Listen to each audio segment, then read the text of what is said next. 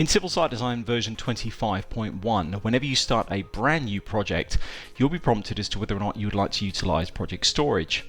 To see how this works, we've got a completely new drawing here that has not had Civil Site Design initialized.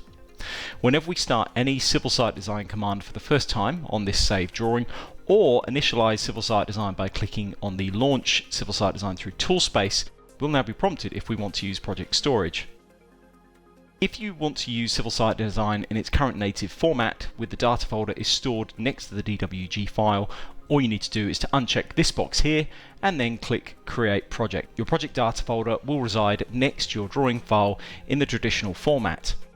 If you would like to utilize project storage for your project, you can optionally put a project name in now and a description, which is what I'm going to do. We're going to leave the Use Project Storage checked on and click on Create Project. What this is doing is initializing Civil Site Design, but now putting your data folder in a different location which is residing away from your DWG. To see where this is, we can head up to the Data Manage ribbon tab and you have the option to click on Project Storage.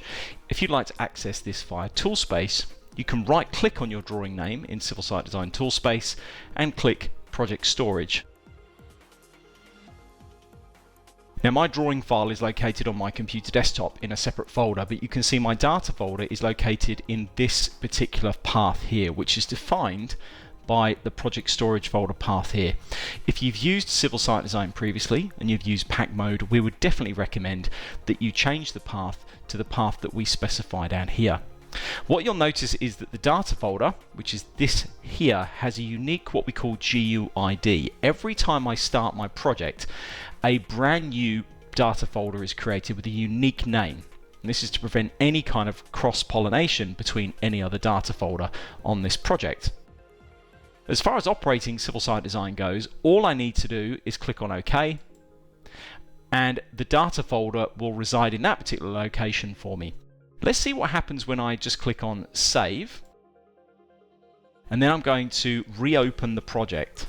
So I'm going to close the project down, say yes to saving, and I'm going to open the project up again.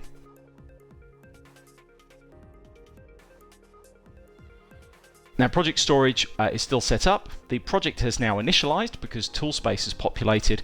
If we head back to project storage, you can see a copy of my data folder which was created previously. So this is a brand new session. You can see that we have a new data folder which is a copy of the original, this one over here.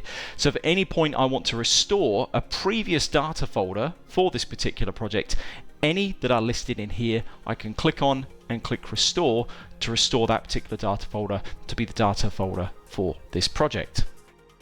You can choose alternative locations for your project storage folder. In fact, you could have a different project storage folder per project if you wanted to. But it is important to note that if you are using cloud storage, that you do not choose a cloud storage location.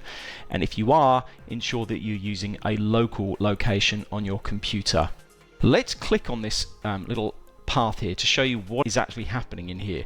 So you can see here I've got a selection of projects that have been created over a period of time, and you can see they're all timestamped. If I open up any one of these projects and it happens to have a data folder residing in here, it will be available for me to pick from the versions list. If at any point you want to clear out this particular folder and remove any previous data folders that you may have had created within the project, you can go to Tools, Clean Project Storage Folder. And obviously bear in mind that if you do this, you are going to remove previous data folders of other projects that you may have stored in that particular location. Crucially though, every time you work on your project, a copy of your data folder is stored inside the DWG file. So every time you open it, this is how we end up with a brand new copy with a brand new GUID added at the end.